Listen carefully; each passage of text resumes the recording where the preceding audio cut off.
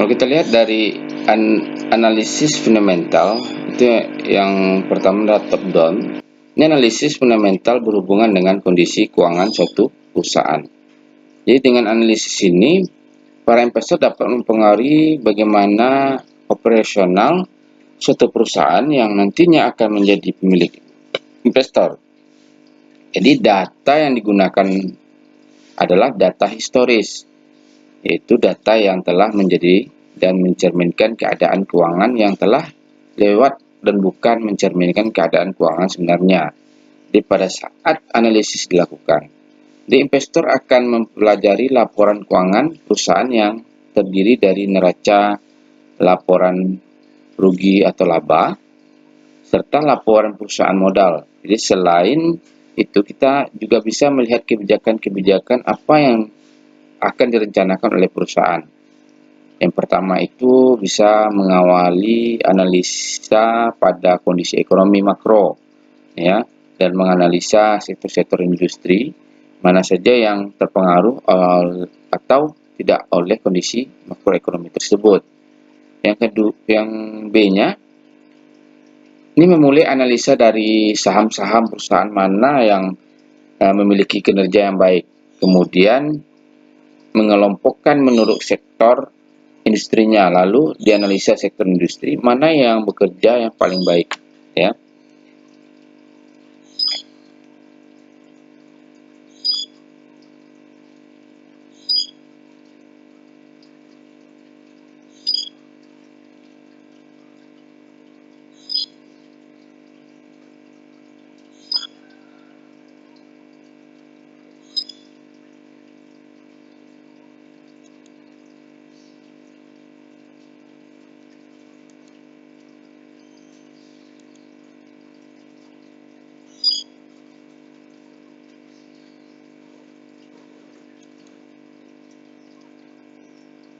Selanjutnya dari teknik analisa dalam melakukan penilaian investasi, yang kedua adalah analisis teknik, ya.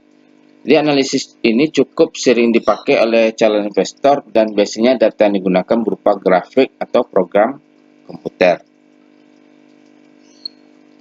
Jadi meskipun analisa teknikal ini paling banyak digunakan oleh investor, tetapi kenyataannya dalam berbagai penelitian di pasar modal cenderung menggunakan analisis fundamental, ya. Sementara penelitian menggunakan analisis teknikal ini hanya melakukan analisa teoritis, ya.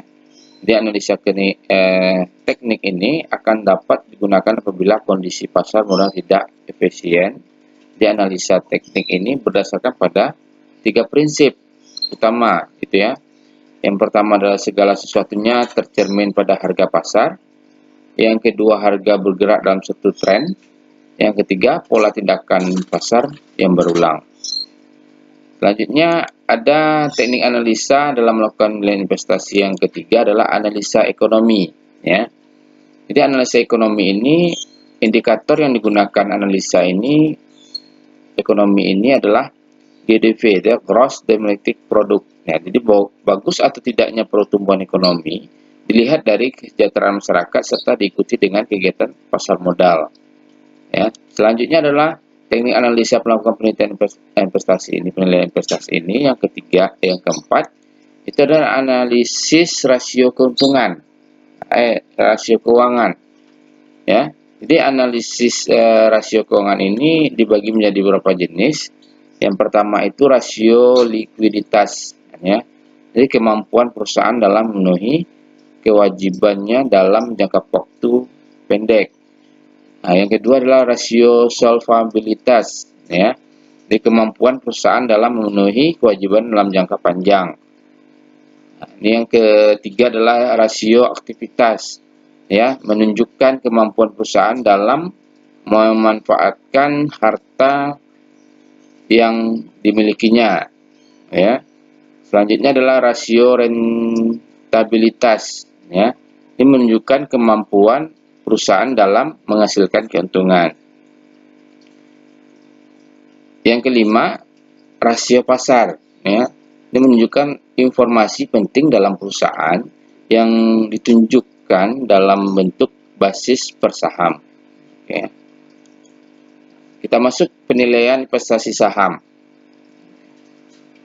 Jadi penilaian saham dapat diartikan sebagai suatu proses pekerjaan seorang menilai dalam memberikan opini tertulis mengenai nilai ekonomi suatu bisnis atau ekuitas pada saat tertentu. Jadi terdapat 3 pendekatan dalam penilaian saham. Yang pertama adalah pendekatan nilai intrinsik. Ya. Jadi nilai intrinsik ini adalah nilai nyata atau true ya, atau seharusnya dari saham yang ditentukan oleh beberapa faktor fundamental perusahaan, dan calon investor menghitung nilai intrinsik saham untuk memutuskan strategi investasinya. Nah, yang kedua adalah pendekatan nilai pasar. Ya, di sini pertimbangan suatu harga saham ya, individual dibandingkan dengan indikator-indikator lain di pasar saham. Kalau kita lihat, jika seseorang menganalisa yakin bahwa suatu saham adalah lebih berharga menurut harga pasar daripada harga yang diminta, maka pembelian saham dapat direkomendasikan. Ya. Selanjutnya adalah pendekatan nilai buku. Ya. Jadi nilai buku per lembar dari saham itu adalah nilai aktiva bersih, ya, atau net asset.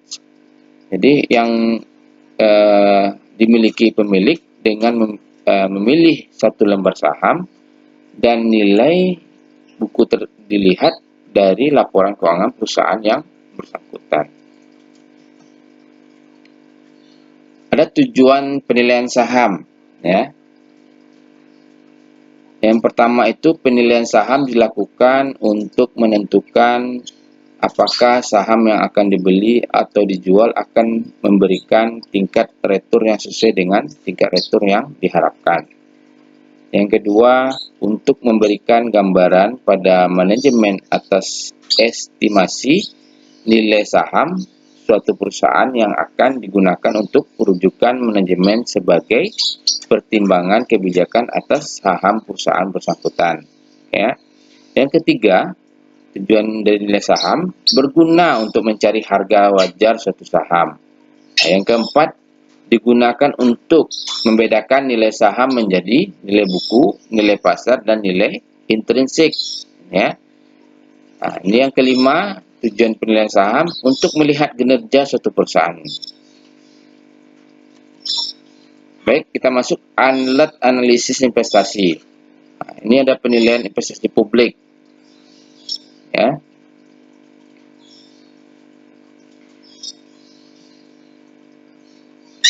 Penilaian investasi publik ini yang A-nya ini memastikan bahwa program investasi publik yang diajukan merupakan program komprehensif. Ya. Jadi penilaian investasi publik yang B ini memperkirakan pengeluaran yang dibutuhkan di masa yang akan datang. Ya. Yang C ini mengevaluasi relevansi proyek-proyek yang ada. Ya. Jadi sebelum diambil keputusan untuk melakukan investasi, ini dalam hal pemerintah terlebih dahulu perlu menentukan kebutuhan investasi yang diperlukan. Ya, untuk menentukan kebutuhan investasi perlu dilakukan evaluasi yang mencakup. Yang pertama itu inventarisasi investasi. Yang kedua, inventarisasi investasi membuat daftar nama dan jenis investasi, nilai investasi, kondisi barang barang modal yang saat ini, apabila baik atau buruk, ya. Yang ketiga adalah cakupan layanan dengan tingkat investasi yang sekarang. Yang keempat, tambahan cakupan layanan yang dibutuhkan saat ini dan masa yang akan datang, atau evaluasi kelayakan investasi. Dan selanjutnya, kriteria kelayakan investasi meliputi aspek-aspek teknis, sosial budaya, finansial, ekonomi, dan aspek distribusi.